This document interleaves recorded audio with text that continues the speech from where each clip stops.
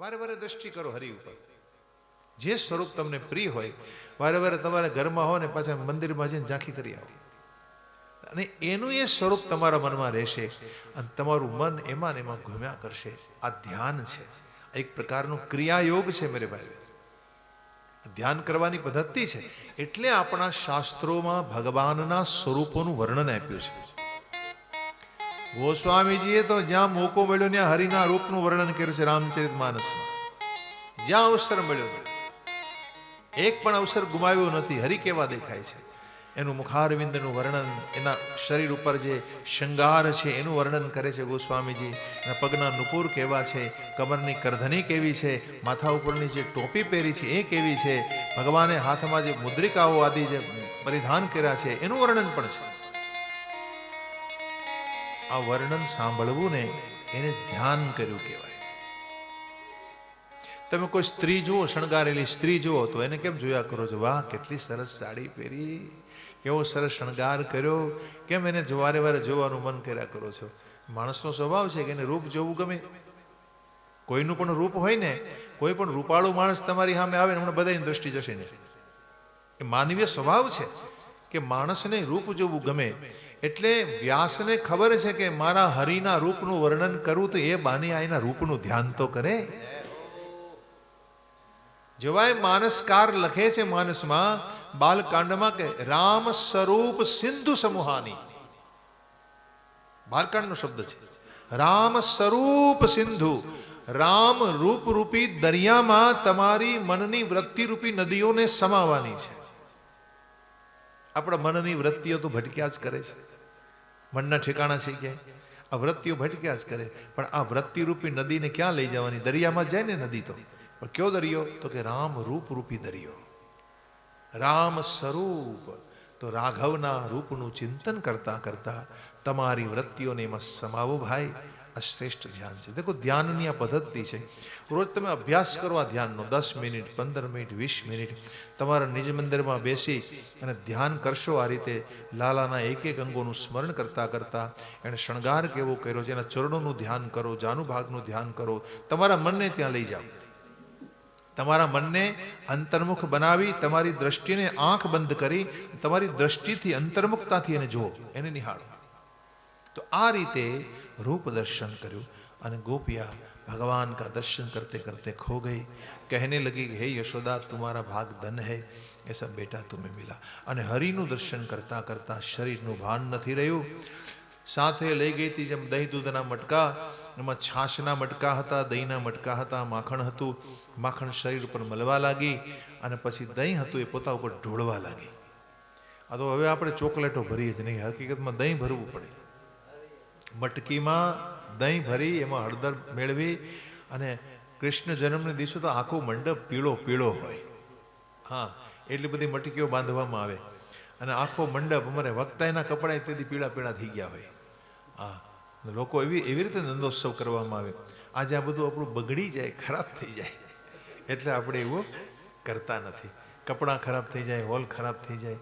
એ તો ખરેખર તો ગોપીઓ એવો ઉત્સવ કર્યો છે કે આ બધા મટકાઓને તોડ્યા અને પોતે શરીર પર ઢોળવા લાગી. પોતાના આ સિંચનતો વિલિમ્પંતો એસા લિખા હૈ. આ સિંચનતો યાને પોતાના હાથમાં રહેલું મટકું પોતાની માથે ઢોળી નાખ્યું. પછી માખણનું મટકું હતું ને એમાંથી માખણ કાઢીને પોતાના ઉપર ચોપડે છે. विलिम्पंतो सिंचनतो जन्मुज जग हो. तो ऐसे शरीर का भान नहीं रहा और सब गोपियां भगवान के ध्यान में खो गई. આ પ્રકારે. અને ભાઈ આજ તો કરવાનું છે. કરવાનું શું છે? થોડી વાર માટે શરીરનું ધ્યાન ન રહેવું જોઈએ. બસ દેહ વિસરાય જવું જોઈએ. તમારું મન ભગવાનમાં એટલું એકાગ્ર થઈ જવું જોઈએ કે શરીરનું ભાન ન રહે, ઘરનું ભાન ન રહે, સંસારનું ભાન ન રહે.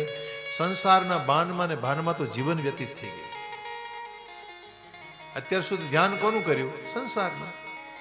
સંસ્થાનું ધ્યાન કર્યું, પતિનું ધ્યાન કર્યું, પત્નીનું ધ્યાન કર્યું, પુત્રોનું ધ્યાન કર્યું, ધંધાનું ધ્યાન કર્યું.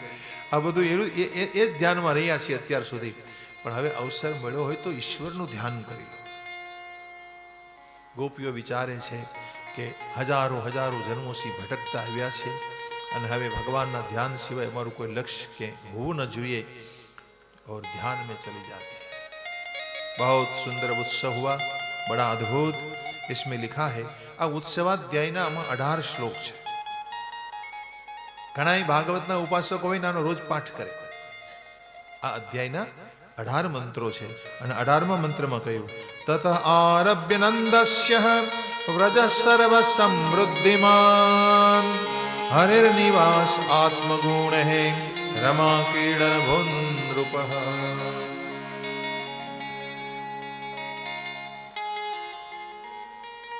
ज्यारथी श्री हरि व्रजमंडल में पधार्या छे त्यारथी व्रज में समृद्धि वधी गई है। भगवान जेना घर में पधारे ज्यां प्रगट होय ने त्यां लक्ष्मीजी ने आवुं ज पड़े ने। हरेर निवास आत्मगुण है, हरि निवास करो એટલે હરિના ગુણ સાથે આવ્યા। હરિના ગુણ કોણ? લક્ષ્મીજી।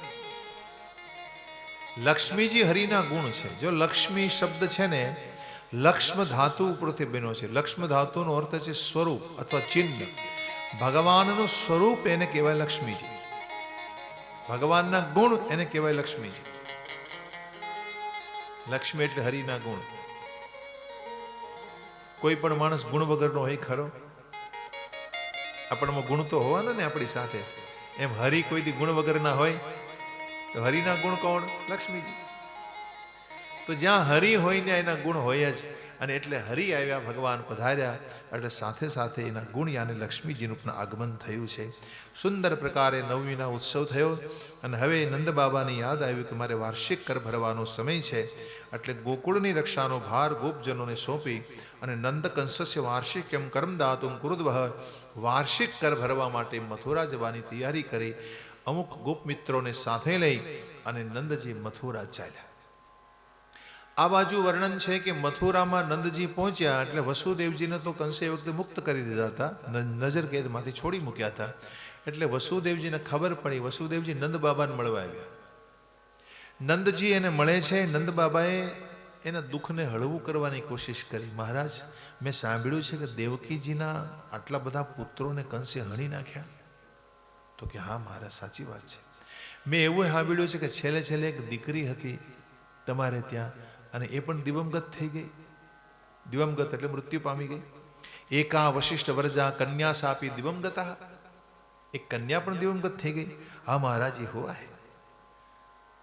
ओहो हो महाराज, बहुत दुख आव्युं आपना जीवन में। पण आप आत्मद्रष्टा छो, आत्मतत्वने जोई लीधुं छे आपणे। अदृष्टम आत्मनस्तत्वम यो वेद न मुह्यते। जे व्यक्ति आत्मा ने जोई ले छे, एनो अनुभव करी ले छे, ए मोह पामतो नथी। गमे तेवी घटना एना जीवन में घटे, पण जेने भजन खूब कर्युं छे एने मोह नहीं थाय।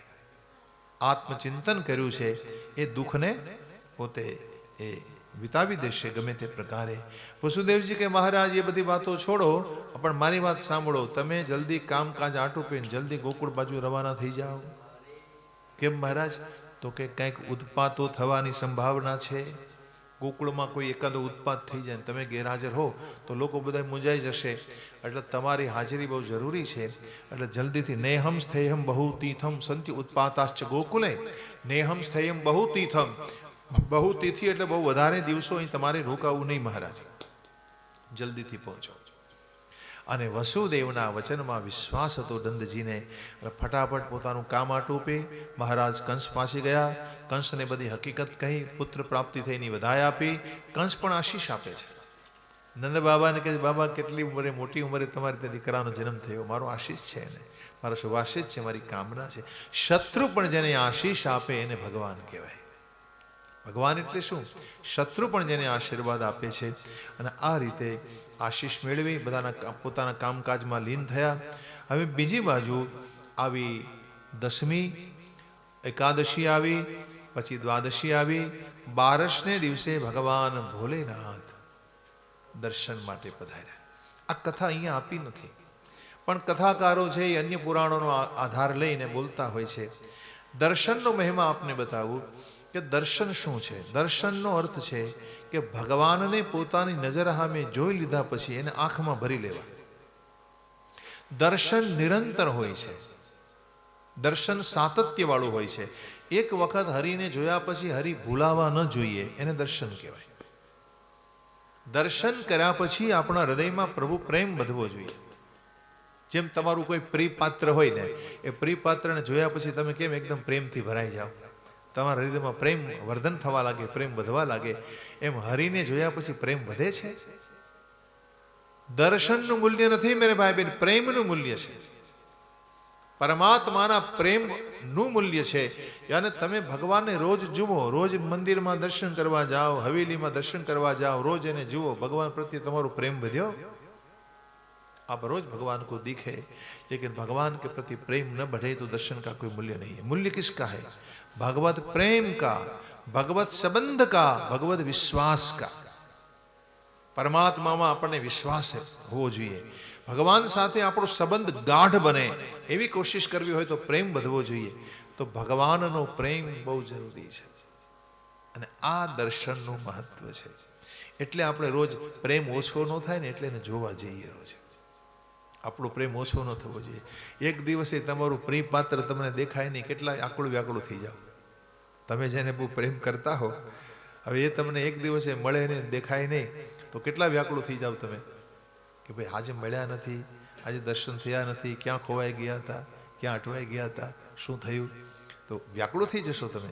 એમ પરમાત્માના દર્શન તમને એક દિવસે ન થાય. તમે કોઈ દિવસ કીધું પ્રભુ આજ આપકો દેખા નહીં, મુझे मैंने आपका दर्शन मैंने नहीं किया प्रभु, मैं व्याकुल हूँ. भगवान के આવી જા ને ભાઈ મારી પાસે, હા તારી રાહ જોઈને બેઠો છું, मेरे पास आ जा. तो आप हरि को दिखे, हरि आपको दिखे. તમે હરિને જુઓ, હરિ તમને જોવે અને તમને આનંદ થાય કે ન થાય, પણ હરિ તમને જોવે એનો આનંદ હરિને બહુ છે, હરિને બહુ છે. ભગવાનને તમને જોવાનો બહુ આનંદ છે અને એટલે જીવને પોતાની, એટલે હું મારી કથામાં ઘણી વાર કહેતો કે તમે ભગવાનને યાદ કરો છો, ચાલો અહીંયા બેઠા બેઠા એની કથા સાંભળો છો, યાદ કરો છો, ગંગા તટે જાઓ છો, મંદિરોમાં દર્શન કરો છો, ભગવાન તમને યાદ કરે છે એ ખબર કેમ પડે? તમને ખબર છે ભગવાન યાદ કરે છે તમને? ભગવાને ગીતામાં વચન આપ્યું, તાન સદૈવ ભજામ્યહમ, તાન સદૈવ ભજામ્યહમ, જે મને જેમ ભજે એમ હું એને ભજું છું. પણ ખબર કેમ પડે આપણને કે ભગવાનને તમે યાદ કરો તો ભગવાન તમને યાદ કરે? કેમ ખબર પડે? તમને કથામાં જઈને બેસવાનું મન થાય તો સમજવું ભગવાને તમને યાદ કર્યા. દેવ મંદિરે દર્શન કરવા જવાનું મન થાય, સમજવું ભગવાને તમને યાદ કર્યા છે. કોઈ ગરીબ ગરુબાની સેવા કરવાનું મન થાય, મા બાપની પાસે જઈને બેસવાનું મન થાય, મા બાપની સેવા કરવાની ઈચ્છા થાય, સમજવું હરિએ તમને યાદ કર્યા છે. આ હરિને યાદ કરવાની રીત છે. એ તમને ફોન ન કરી શકે, ચાલો હલો હાય હલો કેમ છો મેં તમને યાદ કર્યા, એ તમને ફોન ન કરી શકે. મર્યાદા છે હરિની. અને હરિની વાણી કે હરિની ભાષા તમે સમજી પણ ન શકો. હરિ તો પ્રેમની ભાષા જાણે, કેવલ ભાવની ભાષા સમજે છે. પણ આવી અંતઃકરણની પ્રેરણા તમને હરિ આપે कि चलो जाओ कथा में बैठो, मेरी कथा सुनो भाव से, तो समझना प्रभु आपको बहुत याद करते हैं, बहुत. इसलिए हम तो गर्व करते हैं कि वारंवार हमने हरिनी कथा कहेવાનો મોકો મળે છે ને, ભગવાન અમને કેટલા યાદ કરે છે. હા, ખોટે માર્ગે જવા નથી દેતા, ખોટા વિચારો મનમાં ન આવે, ખોટું ચિંતન ન થાય મનમાં. જ્યાં સુધી કથામાં બેસે ત્યાં સુધી પાપથી બચીએ. બાકી તો કથા છોડ્યા પછી પાપ થાય જ. કોઈને કોઈ રીતે તમે આંખથી પાપ કરશો, મનથી પાપ કરશો, ચિંતનથી પાપ કરશો, વાણીથી પાપ કરશો, બોલવાથી પાપ કરશો, ખાવાથી પીવાથી પાપ થવાનું જ છે. અમારે અખંડાનંદ સરસ્વતી મહારાજ એમ કહેતા કે 24 કલાકમાં તમે રોજના એટલા બધા પાપ કરો છો, આપણાથી એટલા બધા પાપ થાય છે, એને ભોગવવા માટે આપણે 200 જન્મ લેવા પડે. 24 કલાકના પાપને ભોગવવા 200 જન્મ લેવા પડે ભાઈ. અખંડાનંદજીના શબ્દો છે આ. અખંડાનંદ સરસ્વતીજી ને કહા હૈ, તો એમાં કોઈ ફેરફાર ન હોય. પણ મારે તમારે જન્મ નથી લેવા પડતા. કદાચ એવું હોય તો શું કામ? હરિના નામનો પ્રતાપ છે. પરમાત્માના નામથી પાપના ઢગલા બળીને ભસ્મ થાય છે ભાઈ. હરિની કથા સાંભળો, હરિરૂપ ધ્યાન કરો, દાન પુણ્ય વ્રત ઉપવાસ આદિ કરવાથી આપણા પાપ નષ્ટ થાય છે, આપણા કર્મ નષ્ટ થાય છે. બાકી તો પાપ થયા જ કરવાનું છે.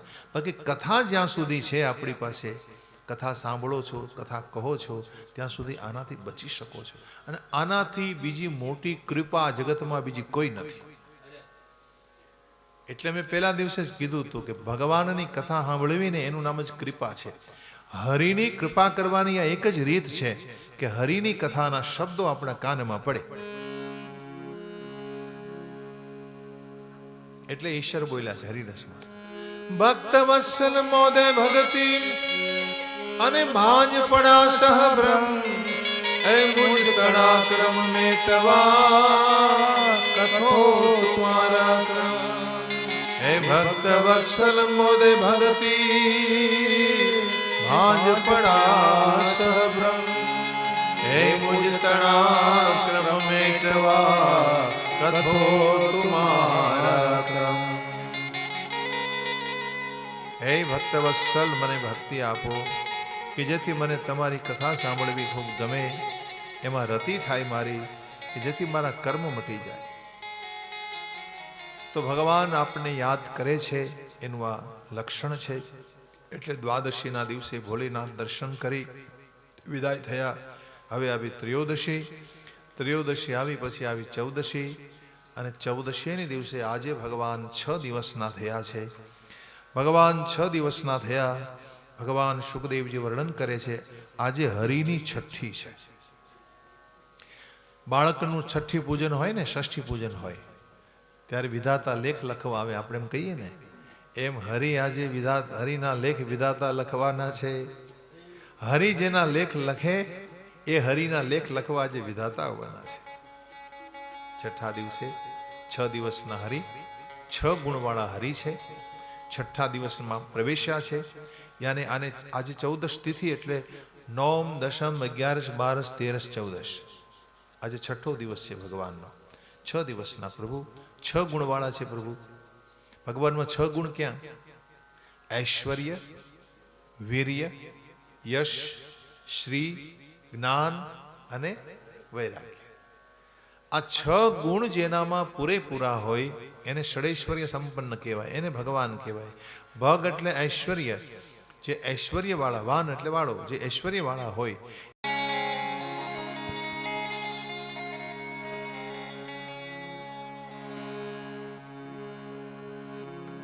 ક્યારનું લબજબ થતું હતું. कभी का बंद था शूटिंग, आपको पता नहीं था? बंद था, अभी हुआ. अच्छा, ये हुआ, ऐसा हो रहा था कभी.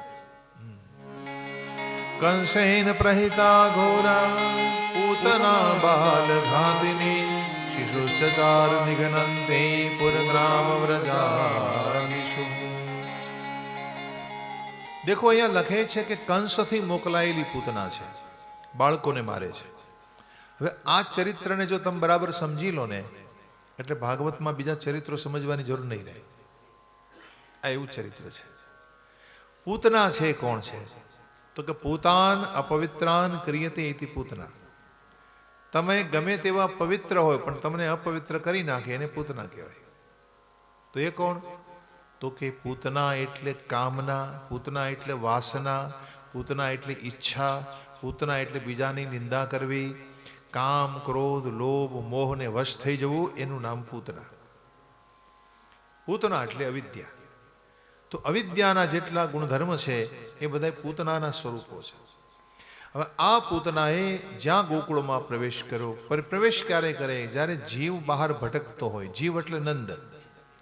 નંદ બાબા આજે ગોકુળમાં નથી, મથુરા છે. તો જીવ જ્યારે બહાર ભટકવા લાગે ત્યારે એના હૃદયમાં વાસનાનો પ્રવેશ થાય છે. તમે જ્યાં સુધી એકાંતે બેસીને અલખને આરાધો ને ત્યાં સુધી વાસના બહારથી અંદર નહીં આવે. પણ જેવા તમે બહાર નીકળ્યા, તમારા ઘરની બહાર નીકળ્યા, કોઈ વ્યક્તિને મળો ને વસ્તુને મળો ને પરિસ્થિતિને મળો, અને આ પ્રકારે બહાર તમારું ભટકવાનું શરૂ થાય ને, એટલે કોઈને કોઈ રીતે વાસના આપણા મનમાં પ્રવેશ કરે. વાસનાનો પ્રવેશ છે ને સુંદર રૂપ ધરીને આવે, સારું સારું રૂપ લઈને આવે, અને એમાં મને તમને ફસાવી દે. એટલે આમાં લખે છે કે પૂતનાએ સુંદર વેશ ધર્યો છે, માનો લક્ષ્મીજી જેવું સ્વરૂપ દેખાયું. ગોકુળમાં પ્રવેશ કર્યો. ગોકુળવાસીની સ્ત્રીઓ જે વ્રજવાસીની હતી એ લાલાની જ વાતો કરી રહી છે. પૂતનાને મનમાં એમ થયું કે આ લાલાનો વારો પેલા પાડી દઉં, પછી બાળકોનો વાત. તો લાલાએ વિચાર કર્યો કે મારી માસીબા આવી રહી છે, મારી બા બનીને આવે છે, અને મારે એને હવે મારી પાસે જ બોલાવી લેવી પડશે, કારણ કે મારા આવ્યા પછી એક પણ બાળકને વધ કરશે, એનો નાશ કરશે તો મારું મહિમા ઘટે. ભગવાનની હાજરી હોય ને ત્યાં એક પણ મૃત્યુ ન આવે, કારણ કે કાળનો પ્રવેશ નિષેધ. જ્યાં હરિ છે ત્યાં કાળ આવી શકતો નથી. એટલે ભગવાને વિચાર્યું છે કે ભાઈ સિદ્ધિ એવી માયા કરું મારી સાથે મારી પાસે માસીબા આવી પહોંચે. પોતાના હૃદય ઉપર વિષ લગાડી અને પૂતના પ્રવેશ કરે છે. અને આગળ જતાં અમુક સ્ત્રીઓ લાલાની વાતો કરતાં કરતાં સામે મળી તો પૂતનાએ વિચાર્યું કે આને જરા પૂછી લઉં કે આ લાલો કોણ છે. આ નંદ બાબાનો લાલો કંઈક વિશિષ્ટ લાગે છે, ચાલો એને જ પહેલાં મળી લઉં. પૂતનાએ પૂછ્યું કે ભાઈ નંદજીનો લાલો કોણ છે. ભાઈ મારે નંદ બાબાને ઘેર જવું છે. તો બેનો ભેગી થાય ને એટલે પછી વાતો કરીને તો માર્ગમથી આવ્યા છો તો કે હા. તો શું થાવ તમે એને કાંઈ સંબંધમાં થાવ તો કાંઈ એની માસી થાવ. અચ્છા જબલો લઈને આવ્યા છો નહીં? અમારો લાલાનો જબલું લઈને બહુ લોકો આવે છે અને મળવા માટે આવે દર્શન કરવા. પૂતના મનમાં કે બહુ મોટું જબલું લઈને આવીશું, મોટું જબલું. ભગવાન મનમાં વિચારે છે કે માસીબા મારા માટે બહુ મોટું જબલું લઈને આવી રહી છે, મારે એને ગતિ શું આપવી, મારે એને શું ગતિ આપવી. તો આ રીતે વાતચીત થાય ને પૂછ્યું ભાઈ એનું ઘર ક્યાં આવ્યું. તો કે જે પેલા વૃક્ષો દેખાય છે યમલાર્જુના વૃક્ષો, સીધા ત્યાં જતા રહો અને ત્યાં નંદજીનું ઘર છે. હવે પૂતનાએ નંદ બાબાના ઘરમાં પ્રવેશ કર્યો. દેખો પૂતનામાં 6 અવગુણ છે: કામ, ક્રોધ, લોભ, મોહ, મદ અને મત્સર. મત્સરની ઈર્ષા. 6 અવગુણ વાળી પૂતના 6 ગુણ વાળા ભગવાનને છઠ્ઠે દિવસે મારવા આવી. દેખો પૂતના એટલે વાસના. જીવને કોણ મારે છે? વાસના.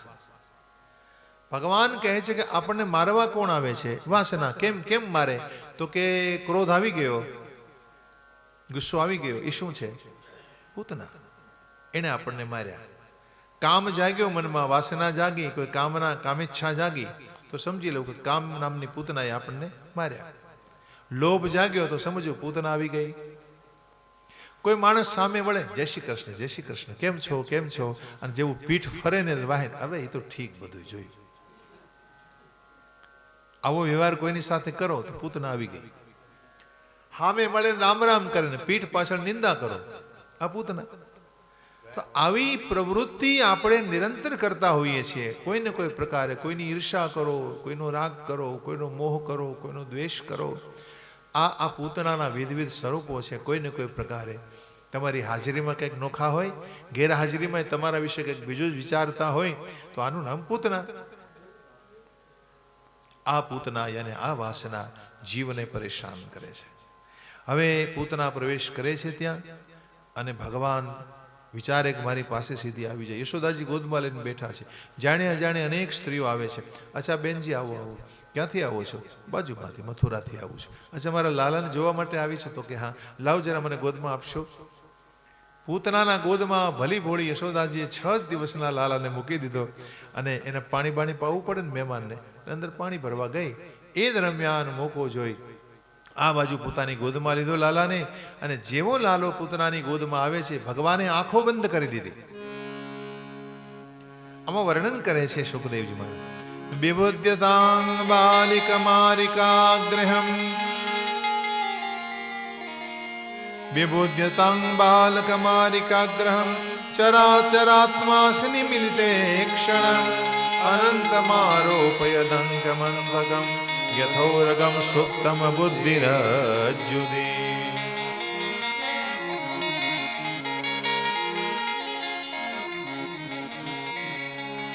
વિબુધ્યતાં બાલકમારિકાગ્રહમ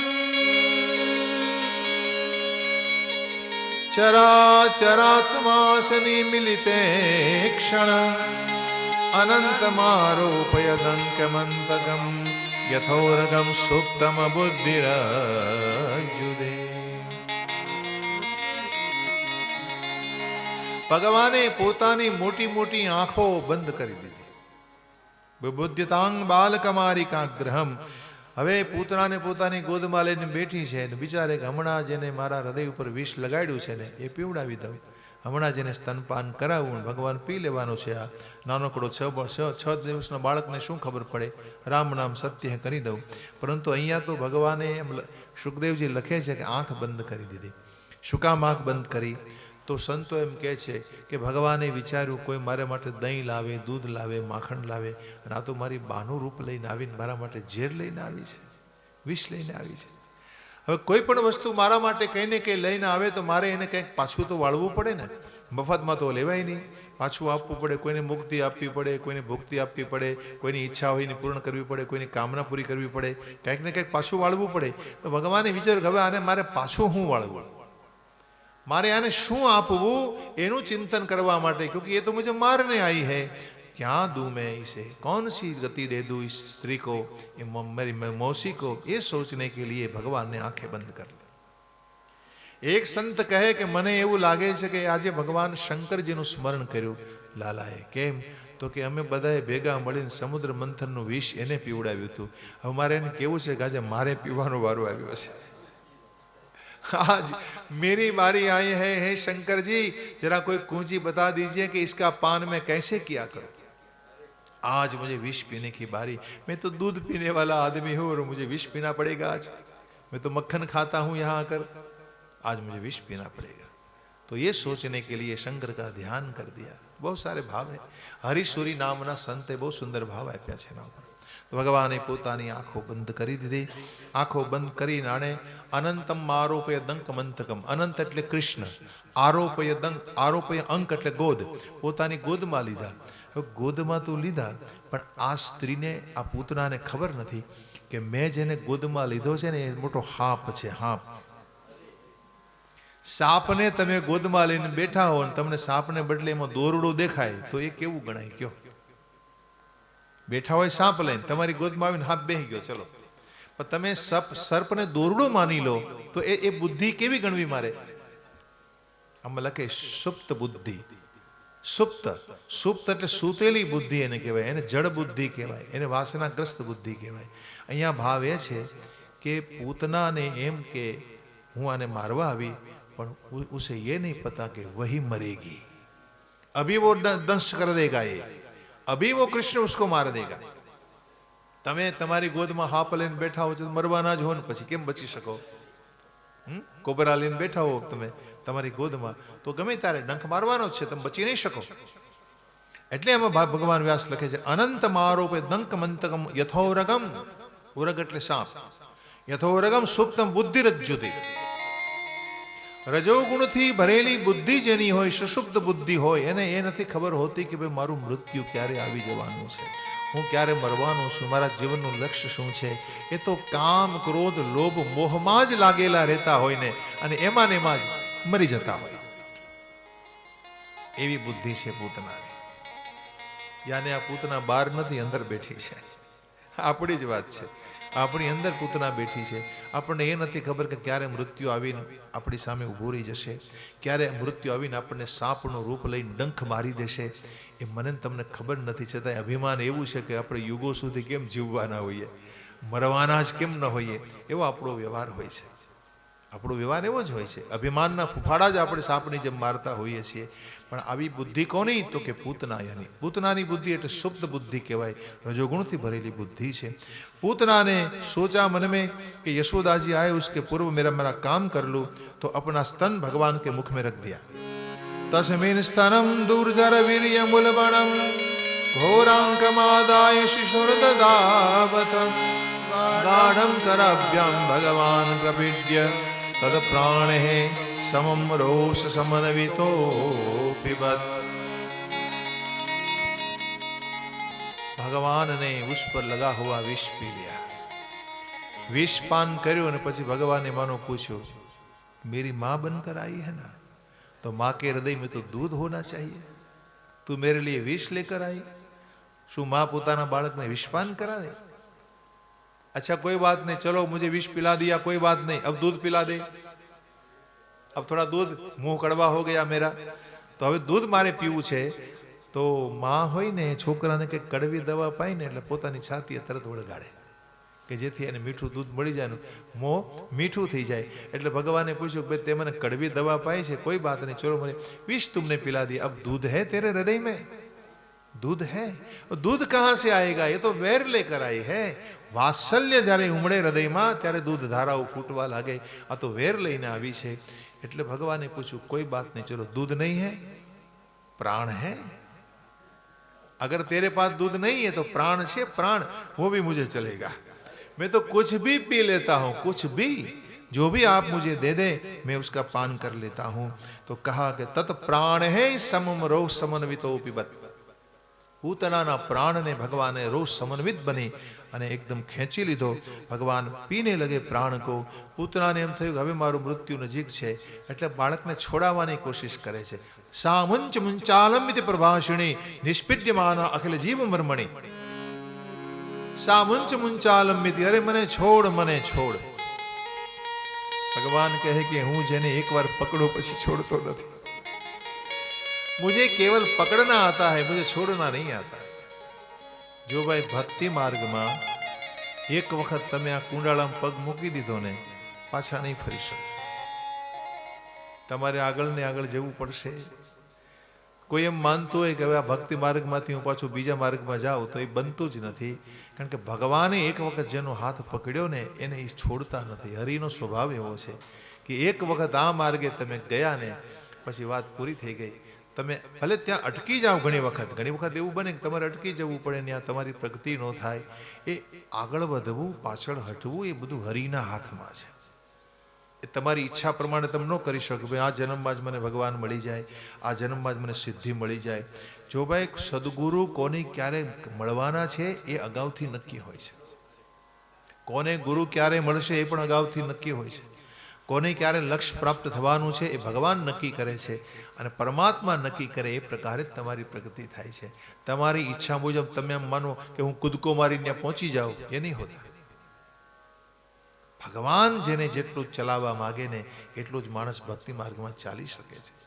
એટલે ભગવાન કહે છે કે હે પૂतना तू मेरे पास आई, मेरी मर्जी से आई। अब तेरा स्वीकार मैं कर रहा हूं और तू मुझे छोड़ने को कहती है। तेरा स्वीकार मैं कर रहा हूं। अरे भगवान जेने स्वीकारे ने एज तो महान छे आ जगत में। अने तू मारी पासे आवीने मैं तने पकड़ीने तू मने छोड़वानी बात करे छे। मैं नहीं छोड़ता, मैं किसी को नहीं छोड़ता। भगवाने बराबर पकड़ी राखी, एना प्राण ने पी लीधा प्रभुए। शरीर वधी पड्યું, मोटું થઈ ગયું એનું મૃત શરીર। અને નંદ બાબાના ઘરની બહાર બગીચામાં અનેક વૃક્ષો હતા, એના ઉપર તૂટી પડ્યું, વૃક્ષ ચૂર્ણ થઈ ગયા છે। મોટો ધબાકો બોલ્યો, અવાજ આવ્યો અને યશોદાજી બહાર આવીને જોવે છે તો પૂતનાના હૃદય ઉપર કૃષ્ણ રમી રહ્યા છે। હવે યશોદાજીને ડર લાગ્યો, અરે રે આ તો મોટી રાક્ષસી, ખબર ન રહી એની ગોદમાં મેં આ બાળકને મૂકી દીધું। ડર હતો છતાં માની તો હિંમત જ હોય। માં દોડી એની પાસે પહોંચી, લાલાને ઉઠાવ્યો રાક્ષસીના सकंजाમાંથી। वो तो मर चुकी थी, भगवान ने उनका प्राण पी लिया था। आ बाजू लाला ने ले गई सिद्धि गौशाला। भगवान सुखदेव जी वर्णन करे छे, गौशाला में लई जाए अने पछी गौमूत्र गोबर अने पछी पोताना घरमांथी दही दूध घी मध ने खांड पंचामृत एमां भेळवी दीधुं अने एने कहेवाय पंचगव्य। आ पंचगव्यनो आपणे त्यां बहु मोटो महिमा छे। आ पंचगव्य भेगुं कर्युं अने पछी ए मोटा पात्रमां लालाने सूडाव्यो, आम रगदोळ्यो। जेम मोटा तगाराम केम बाळकने नवडावो तमे, ए मोटा पात्रमां બધું ભેગું કરી અને લાલાને રગદોળ્યો। ગૌમૂત્રેણ સ્નાપયિત્વા પુનર્ગૌર સાર્વકમ। આ બધું મેળવીને રક્ષામ ચક્રુષક્રુતા દ્વાદશ અંગેશુ નામભી। તો ભગવાનના 12 અંગોનો સ્પર્શ કરી, હરિના નામ બોલી અને લાલાનો સ્પર્શ કરી એની રક્ષા કરે।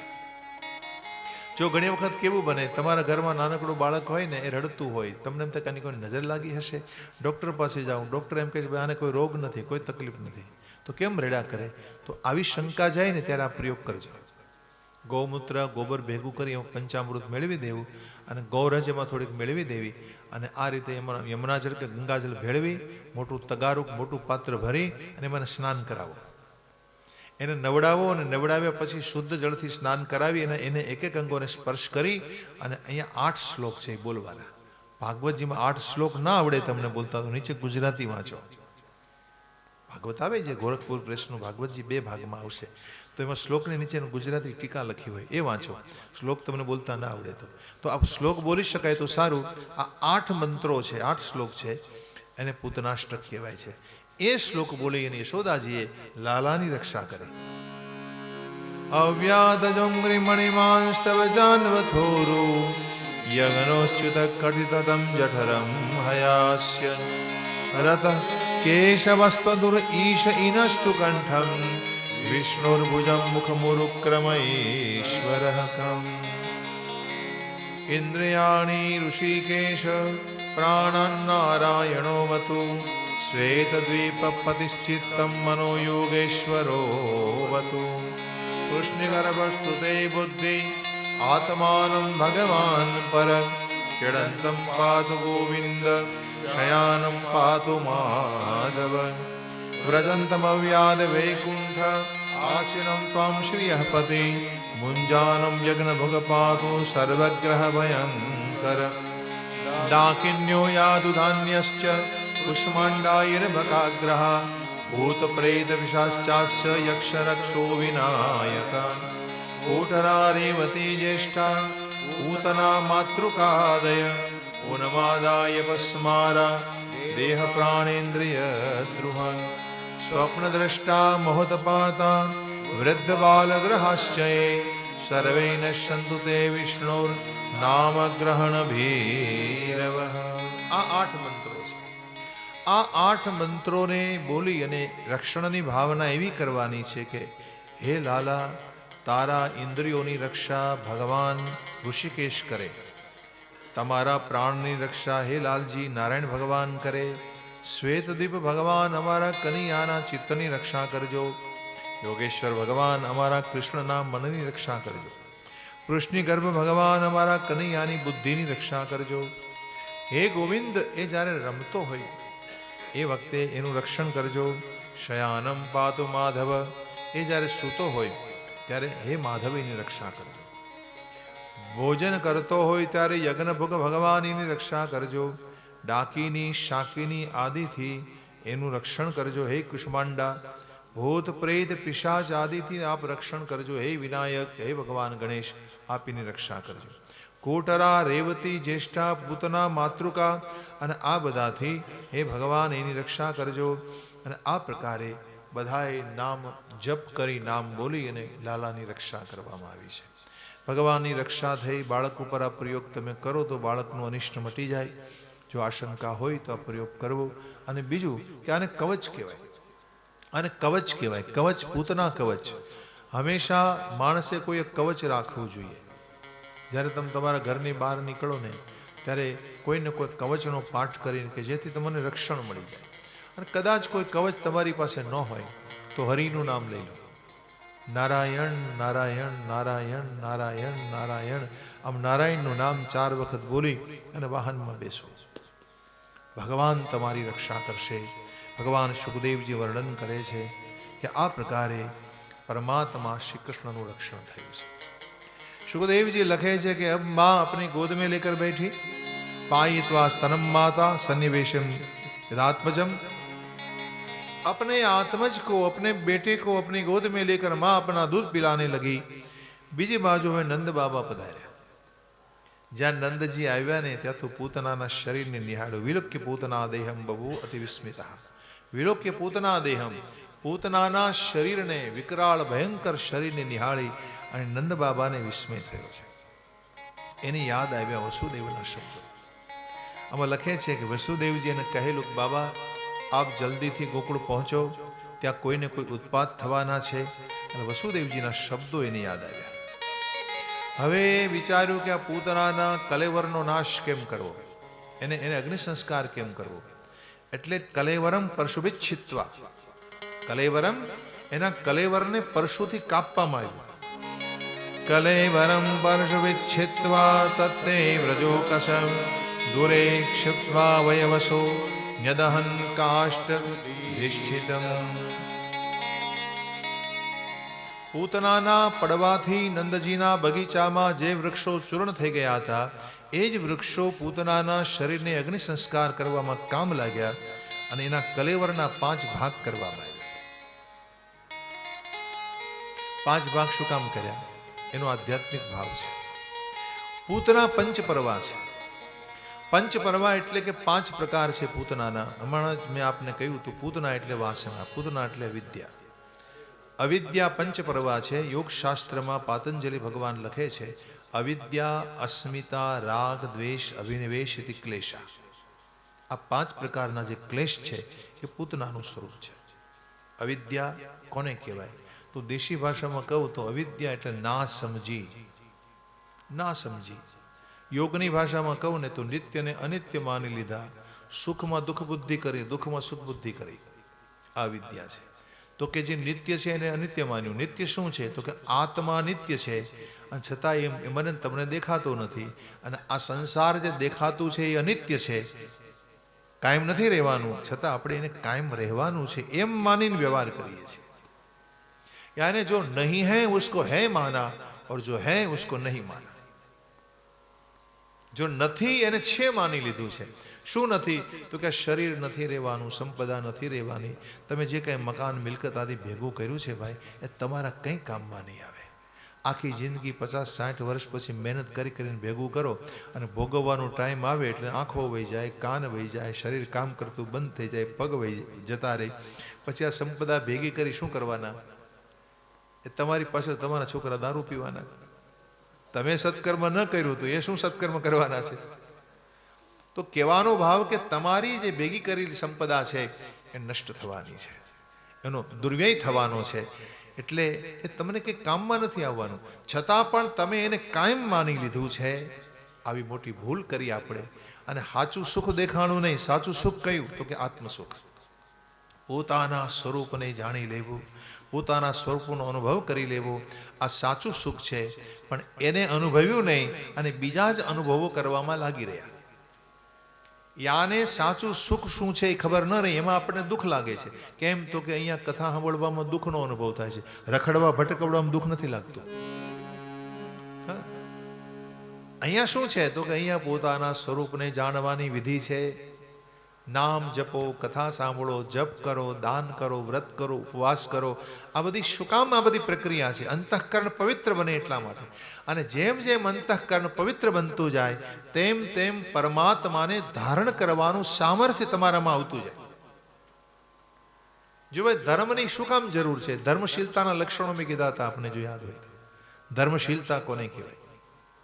ધૈર્ય હોય, ક્ષમા હોય, મનનો સંયમ હોય, શરીર અને અંતઃકરણની પવિત્રતા હોય. આ ચોથું લક્ષણ. ઇન્દ્રિય નિગ્રહ હોય, તમારી ઇન્દ્રિયોનો નિગ્રહ જરૂરી છે. પછી અક્રોધ, ક્રોધ ના આવે, અને સત્ય બોલના. આ 7 વસ્તુ જેના જીવનમાં હોય ને ધર્મશીલ કહેવાય. એટલા માટે આ બધી જરૂર છે કે જેથી અંતઃકરણ પવિત્ર બને અને મન બુદ્ધિ ચિત્ત અહંકાર પવિત્ર બને, એટલે ભગવાનને ધારણ કરવાનું સામર્થ્ય તમારામાં આવે. આ એ બધું કરવા માટે જ ભગવાને આપણને જીવન આપ્યું છે. પણ એમાં આપણને દુઃખ લાગે છે. બહારનું દુઃખ આપણને લાગતું નથી. બહાર રખડવું, ભટકવું, હર્ષ થવો, શોક થવો, સુખી થવું, દુઃખી થવું, એ જે બહારી વસ્તુ છે એમાં આપણને દુઃખનો અનુભવ થતો નથી. તો દુઃખમાં સુખ માની લો, સુખમાં દુઃખ માની લો. આ પૂતનાનો એક પ્રકાર છે. આને ક્લેશનો પ્રકાર કહેવાય. એ જ આપણને ક્લેશ આપે છે. તો અવિદ્યા, અસ્મિતા. અસ્મિતાનો અર્થ છે મોહ. મોહ એટલે શું? જીવનમાં અનેક સુખ દુઃખના પ્રસંગો આવવાના છે, પરંતુ એ દ્રશ્યોથી વ્યક્તિ પ્રભાવિત બહુ થઈ જાય છે. આ પ્રભાવિતપણાને મોહ કહેવાય છે. જો ભાઈ આ જીવન છે ને એક પ્રકારનું નાટક છે. આ સંસાર જ નાટક છે આખું. નાટક એટલે ટકે નહીં એવું એને નાટક કહેવાય. નાટક એટલે શું? તમે નાટક જોવા ગયા હો ને તો 3 કલાકમાં નાટક પૂરું, પડદો પડી જાય, એક્ઝિટ. ફિલ્મ જોવા ગયા હો તમે, 3 કલાક પૂરી થાય તમારે બહાર નીકળી જવું પડે ને ટોકીઝમાંથી. ફરી બીજી વાર જોવું હોય તો પછી ટિકિટ લેવાની, પાછા અંદર જાઓ. એટલે નાટક પૂરું થાય એટલે નેપથ્ય પડી જાય, પડદો પડી જાય. એમ હું તમે નાટક ભજવવા આવ્યા છીએ. જેવું આપણું નાટક પૂરું એટલે પડદો પડી જાય. કયો? મૃત્યુ આવી જાય. પણ આ જે ભજવાઈ રહેલું નાટક છે મારા તમારા જીવનમાં, એ દરમિયાન જેટલા જેટલા દ્રશ્યો ઉપસ્થિત થાય સુખ દુઃખના, યોગ વિયોગના, હાનિ લાભના, આ દ્રશ્યોને નિહાળી અને હું તમે પ્રભાવિત બહુ થઈ જઈએ છીએ. આ પ્રભાવિતપણાને મોહ કહેવાય છે. આજે આપણું પ્રભાવિતપણું છે એનું નામ મોહ છે. તો આ પૂતનાનો પ્રકાર છે અવિદ્યા, અસ્મિતા, પછી રાગ. આ પણ પૂતનાનો રાગ કોને કહેવાય? યોગશાસ્ત્ર કહે સુખાનુશયી રાગ. સુખાનુશયી રાગ મતલબ સુખકર પદાર્થો પ્રત્યે મનનું ખેંચાણ. જો ભાઈ આપણે છે ને સુખ શોધીએ છીએ, આપણને જરા કે એમથી અડચણ હોય ને ગમતું નથી. રહેવા માટે સારો રૂમ જોઈએ, રૂમમાં એસી જોઈએ, ફરવા માટે મોટર ગાડી જોઈએ. તો આ બધું શું છે? સુખકર પદાર્થો પ્રત્યે મનનું ખેંચાણ રહે છે જીવને. આને જ રાગ કહેવાય છે. અને એવું નથી કે તમને સુખના સાધનો જ બધા ઠેકાણે મળે. કદાચ ન મળે તો આપણને અણગમો ન થવો જોઈએ. સુખના સાધનો આપણને જીવનમાં ન મળે તો અરુચિ ન થવી જોઈએ, અણગમો ન થવો જોઈએ. પણ જીવનો સ્વભાવ છે કે એને અણગમો થાય છે કે ભાઈ મને આ બધું પ્રાપ્ત થાય. તો સુખકર પદાર્થો પ્રત્યે મનનું ખેંચાણ છે, એને રાગ કહેવાય. આ પૂતનાનો પ્રકાર છે. અને ચોથું દ્વેષ. દ્વેષ એટલે શું? દુઃખાનુશયી દ્વેષ. દુઃખકર પદાર્થો પ્રત્યે મનનો અણગમો. આપણને કોઈ વસ્તુ દુઃખ આપી, માની લો કે અહીંયા જ આવ્યા છો, કોઈને સારી રૂમ મળી હોય, કોઈને સારી રૂમ ન મળી હોય, માથે પતરા હોય, તપતા હોય, પંખો કામ ન કરતો હોય, ખાવા પીવાનું ફાવતું ન હોય, એટલે આપણે અણગમો વ્યક્ત કરીએ. અરે આ જોવો ને ફસાઈ ગયા, અહીંયા આવ્યા, અહીં સારું નથી, કાંઈ જમવાનું સારું નથી, રહેવાનું સારું નથી. તો અણગમો કરો ને. અણગમો ન થવું જોઈએ. અણગમો થયો એટલે પૂતના આવી. આ પૂતના છે. આ બધા સ્વરૂપો સાધનાને માટે જીવનમાં આ બધી વસ્તુ, આ જ વસ્તુ સમજવાની છે. પેલી પૂતનાને તો ભગવાને મારી નાખી, પણ એને માર્યા પછી અહીંયા આવી ગઈ છે, અહીંયા હૃદયમાં બેઠી છે. રાવણને ભગવાને માર્યો, પણ એ રાવણ મર્યા પછી મોહનું રૂપ ધરીને હૃદયમાં બેઠો છે. ગોસ્વામીજી વિનય પત્રિકામાં લખે છે, મોહ દશમોલી તદ ભ્રાત અહંકારા પાકારિજિત કામ વિશ્રામ હારી. મોહ દશમોલી. મોહ કોણ છે? 10 મુખ રાવણ જ મોહ છે. એનો ભાઈ કંભકર્ણ અહંકાર છે. એનો દીકરો જે છે મેઘનાથ, એ જ કામ છે. પાકારિજિત એટલે ઇન્દ્રજીત. કામ વિશ્રામ હારી, કે જે મારા તમારા વિશ્રામને હરી લે છે. તો કેવા અનુભાવે છે કે સબ મર તો ગયે લેકિન હમારે હૃદય में आकर बैठ गए हैं. और એને મારવાનો એક જ રસ્તો છે, સત્સંગ, જ્ઞાન ચર્ચા અથવા તો ભાગવત આદિ ગ્રંથોનું શરણ લેવું. બસ આ જ એકમાત્ર ઉપાય છે. સુખદેવજી લખે છે, દુઃખકર પદાર્થો પ્રત્યે મનનું ખેંચાણ ન થવું જોઈએ. અને ત્યાર પછી 5મી અવિદ્યા છે, સ્વરસવાહી વિદુષોપી તથારૂઢોપી નિવેશ. યાને અભિનિવેશ. એનો અર્થ છે કે જીવન પ્રત્યેનું જે મૃત્યુ પ્રત્યેનો જો ડર છે મારો ને તમારો, કે મારું જીવન પૂરું થઈ જશે, તો મોતનો ભય છે આપણને. એ મહાન મહાન વિદ્વાનોને પણ છોડી શકતો નથી. ગમે તેવી વિદ્વતા માણસમાં ભરી હોય, પણ સામે મોત આવીને ઊભું રહી જાય ને ધ્રુજવા લાગે. પણ અભિનિવેશથી સંત મુક્ત હોય છે. દેખો, અભિનિવેશ એટલે મૃત્યુનો ડર. કોઈ પણ સમય આવીને ઊભું રહે, સ્વાગત કરે છે, સ્વીકાર કરે છે. આવો મારા મૃત્યુદેવ, આવો. તમારે માટે હું શણગાર સજીને બેઠો છું. મારો હાથ પકડીને મને તમારા ધામમાં લઈ જાઓ. રવિન્દ્રનાથ ટાગોરનું છેલ્લું કાવ્ય છે. ગીતાંજલિમાં એણે અંતિમ કાવ્યમાં લખ્યું છે, મૃત્યુ મંગલમય છે, મૃત્યુ અભિશાપ નથી. પણ સંત પુરુષોએ જેણે અંતર્મુખતા ધારણ કરીને ભજન કર્યું હોય છે, એને મૃત્યુનો કોઈ ભય હોતો નથી. ગમે તે સમયે આવી શકે, એ બિલકુલ તૈયાર હોય છે. સ્વામી રામતીર્થ 27 વર્ષની ઉંમરે એમણે રેજિગ્નેશન આપી દીધું, રાજીનામું આપ્યું લાહોરની કોલેજમાં. જે કોલેજમાં પોતે ભણ્યા, ગણિતના પ્રોફેસર, એમાં જ ભણ્યા અને એમાં જ પ્રોફેસરી શરૂ કરી. પણ પછી રડતા રડતા પોતે ભણાવતા હોય તો રામ રામ રામ રામ રામ રામ રામ રામ રામ નિરંતર જપ કરે. પણ પરિસ્થિતિ, અવસ્થા એવી થઈ ગઈ કે ભણાવતા ભણાવતા પ્રભુની યાદમાં ખોવાઈ જાય, આંખમાંથી અશ્રુ નીકળ્યા કરે, રોયા કરે. એટલે વિદ્યાર્થીને એમ થાય કે પ્રોફેસર સાહેબ રોતા રોતા ભણાવે છે, એટલે છોકરાઓને કંઈક નિયમ નવાઈ લાગે ને. એટલે એમણે કુલપતિને જઈને ફરિયાદ કરી કે મહારાજ રોતે હૈ ઓર હમકો પઢાતે હૈ. એટલે એને બોલાવ્યા પોતાની ચેમ્બરમાં કે શા માટે રડો છો, આ રીતે ઠીક નહીં, તમે છોકરાઓને ભણાવો, એ ભણી ન શકે બરાબર. એટલે તરત રાજીનામું આપ્યું, લ્યો મહારાજ, મુસે એ નહીં હોગા. 27 વર્ષની ઉંમરે એમણે સંન્યાસ ધારણ કર્યો અને સીધા ટેહરી ગઢવાલ ક્ષેત્ર, તમે ગંગોત્રી બાજુ જાઓ અહીંથી ઉપર, ટેહરી કહેવાય, ટેહરી ગઢવાલ ક્ષેત્ર પહોંચ્યા. ગંગાને કિનારે રહેને લગે, ભજન મેં ડૂબ ગયે. દેખો, એટલું બધું એ નામ સ્મરણ કરતા કે પૂર્ણ ભગત એમ કહેતા, એની બાજુમાં રહેતા એની સાથે પૂર્ણ ભગત, કે એના શરીરના રોમ રોમમાંથી રામ નામનો નાદ ઉઠતો હતો. એ જ્યારે સૂતા હોય ને ત્યારે રામ રામ રામ રામ રામ આ સ્પષ્ટ તમે સાંભળી શકો. એના રોમ રોમમાંથી, હું તો સો ગઈ, એ તો સૂતા હોય, પણ એના શરીરમાંથી, એના રોમ રોમમાંથી રામ નામનો નાદ ઉઠતો હતો. આમ કરતા 33 વર્ષના થયા. દિવાળીનો દિવસ, કાગળમાં કંઈક લખ્યું, દીપાવલીના દિવસે જેમને સાક્ષાત્કાર થયો હતો, દીપાવલીના દિવસે જેનો જન્મ થયો હતો, એનું પ્રાગટ્ય થયું હતું, અને દિવાળીના દિવસે જ કંઈક નિર્ણય કર્યો. ગંગાને કિનારે આવ્યા, પદ્માસનસ્થ अवस्था में, और गंगा में उसका लगा दिया, कहो माँ आ रहा हूं तेरी गोद में, मुझे संभाल लेना. चले गए. 33 વર્ષની ઉંમરે તો એને મહાપ્રયાણ કર્યું. 7 દિવસની શોધખોળ પછી એનું શરીર મળ્યું બર્ફીલા કોતરમાં ફસાયેલી હાલતમાં. ત્યાં ગંગાજીમાં બર્ફીલા કોતરો બહુ, અને મગરોનો બહુ ત્રાસ ત્યાં એ વિસ્તારમાં. એટલે બર્ફીલા કોતરમાં ફસાયેલું શરીર, પણ એક પણ મગરે એના શરીરને નુકસાન નહોતું કર્યું. અને જ્યારે એનું શબ મળ્યું ત્યારે એના ચહેરા ઉપર મુસ્કાન હતી. યાને પદ્માસનસ્થ અવસ્થામાં કોઈ સિદ્ધ ધ્યાન યોગી હોય એ અવસ્થામાં એને મહાપ્રયાણ કર્યું. મતલબ આવા મહાપુરુષોના મૃત્યુનો કોઈ નક્કી ન હોય. જબ જી ચાહે ચલે જાતે હૈ. मृत्यु से ऐसे महापुरुष कभी डरते नहीं है. भला आने कहेवाय अभिनिवेशથી मुक्ति. अभिनिवेशથી मुक्त હોય એને આવી પૂતનાઓ કોઈ પરેશાન કરી શકતી નથી. अपनी मस्ती में, अपने छंद में जीते हैं. न उन्हें यश चाहिए, न उन्हें पद चाहिए, न उन्हें प्रतिष्ठा चाहिए. અને મારે તમારે તો આ બધું જોઈએ. પદ જોઈએ, પ્રતિષ્ઠા જોઈએ, વાહ વાહ જોઈએ, વાહ વાહવી જોઈએ, ભોગ જોઈએ, અને આ બધું કરતા કરતા પછી મુક્તિ જોઈએ.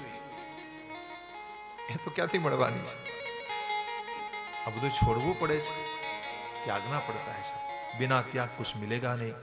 તો અભિનિવેશથી મુક્ત મહાપુરુષ કેવો હોય, એટલે મેં તમને સ્વામી રામતીર્થનું ચરિત્ર કહ્યું.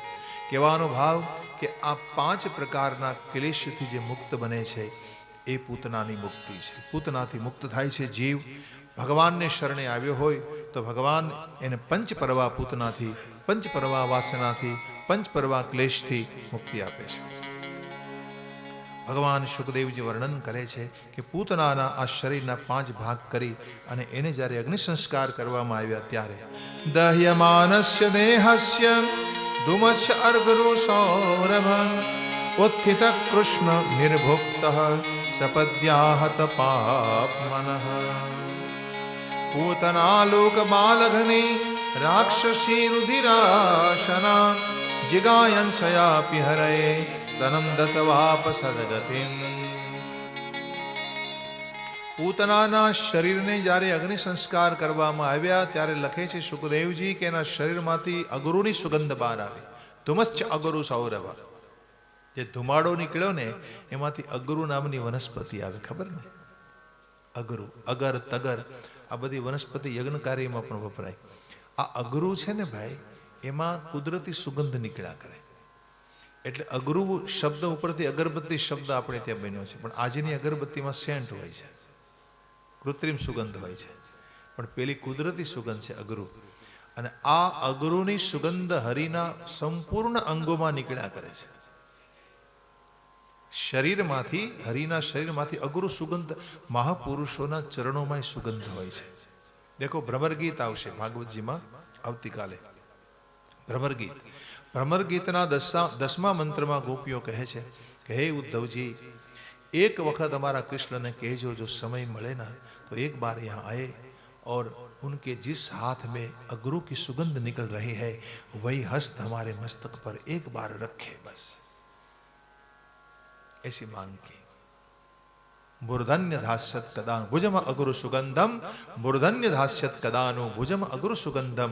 એની જે ભુજામાં અગુરુ સુગંધ નીકળ્યા કરે છે વહી ભુજા મૂર્ધન્ય મૂર્ધની धास्यत कदानु हमारी मूर्धनी पर, हमारा मस्तक पर रखे, बस यही हमारी एकमात्र कामना है और हम कुछ नहीं चाहते.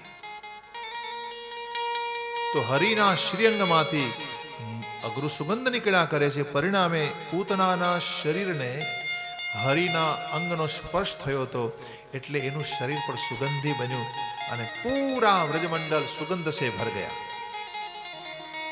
सुखदेव जी ने कहा कि मां बनकर आई, पूतना विष लेकर आई, मां का रूप लेकर आई, लेकिन अपनी माता से भी अद्भुत गति, साध्वी जैसी गति प्रदान कर दी. विष दे लઈને આવી, મારવા માટે આવી. જો ભગવાને એને આવી અદ્ભુત ગતિ આપી તો જેણે પ્રેમ કર્યો હશે કનૈયાને અને જેનું દૂધ ભગવાને પીધું હશે એને શું નહીં આપે. क्या नहीं देगा उसको कृष्ण। आज चरित्र ने सांकली लो तो एक श्लोक त्रीजा स्कंद में है। अहो बकीयम स्तन कालकूट जिगांसया पायेदप्य साध्वी लेभे गतिम धातृचितां ततोन्यं कंगवादयालु शरणं व्रजेम कंगवादयालु शरणं व्रजेम। अहो बकीयम स्तन कालकूट, बकी यानी बकासुर ने बहन पूतना अपने हृदय पर विष लगाकर आई। स्तन कालकूटम जिगांसया पायदप्य साध्वी, भगवान को मारने के लिए आई, लेकिन भगवान ने सोचा कि कई बात नहीं, चलो ये मेरी माँ बनकर आई है ना, आखिर में तो मेरी मौसी है, माँ कहलाती है, मेरी माँ बनकर आई અને माँ करता है उत्तम गति भगवान ने प्रदान करी। लेभे गतिम धातृचिताम ततोन्यम, केवी गति आपी भगवाने, પોતાની ધાત્રી કરતા પણ ઉત્તમ ગતિ આપી, પોતાની માતા કરતા પણ उत्तम गति આપી। कहिए ऐसा संसार में कौन हो सकता है। કેટલો દયાળુ સ્વભાવ છે હરિનો, પરમાત્માનો સ્વભાવ કેટલો દયાળુ છે। ચલો આપણે એના શરણે જવું જોઈએ। કંગવા દયાલુ શરણમ વ્રજે, તો ભગવાનની આ સ્વભાવની લીલા છે, એમનું વર્ણન છે। રૂપ માધુરી, સ્વભાવ માધુરી, લીલા માધુરી, આમ પરમાત્માના જે માધુર્ય છે એનું વર્ણન સમગ્ર ભાગવતમાં વિવિધ પ્રકારે વિલક્ષણતાથી અહીંયા વર્ણન કરાયું છે સુખદેવજી દ્વારા। અહીં આગળ લખે છે કે પૂતનાને ભગવાને મોક્ષ આપ્યો, પછી અગ્નિ સંસ્કાર આદિ પૂર્ણ કરી અને નંદજીએ સ્નાન કર્યું, પોતાના આલયમાં નંદાલયમાં પધાર્યા છે। ત્યાં આવી અને કનૈયાને ઉઠાવ્યો। 6 દિવસનો કૃષ્ણ પોતાના હૃદય લગાડ્યા, એનું માથું સૂંઘ્યું, એના હૃદય લગાડીને પાછા આપ્યા। અહીં અંતમાં લખે છે સુખદેવજી કે એતદ પોતના મોક્ષમ કૃષ્ણસ્ય ય એતદ પૂતના મોક્ષમ કૃષ્ણસ્ય અર્ભકમ અદ્ભુતમ શૃણ્યા શ્રદ્ધયા મૃત્યુ ગોવિંદે લભતે રતિમ। આ ચરિત્રને જે સાંભળે છે એને ગોવિંદમાં રતિ થાય છે। ગોવિંદે લભતે રતિમ, જો ભાઈ જેમાં રતિ એમાં મતિ, અને જેમાં મતિ એ જ ગતિ। તમારી રતિ જેમાં હોય ને એમાં તમારી મતિ રહેવાની છે। તમારી મતિ ક્યાં હોય? જ્યાં તમારી રુચિ હોય। મન ક્યાં હોય તમારું? જ્યાં રુચિ હોય ને તમારી, ત્યાં જ તમારું મન હોય। ભલે કથામાં બેઠા છો પણ રુચિ ક્યાંક બીજે ઠેકાણે હોય તો મન ત્યાં ભટકતું હોય। તો જેમાં તમારી રતિ અને રુચિ એમાં જ મન રહેવાનું, અને જેમાં તમારી મતિ હોય એ જ તમારી ગતિ થવાની છે। આ સિદ્ધાંત અહીંયા સ્પષ્ટ થાય છે, અને એટલે રામાયણમાં ભરતજીએ માંગ કરી છે। सीताराम चरण रति मोरे, सीता सीता राम चरण रति मोरे, सीता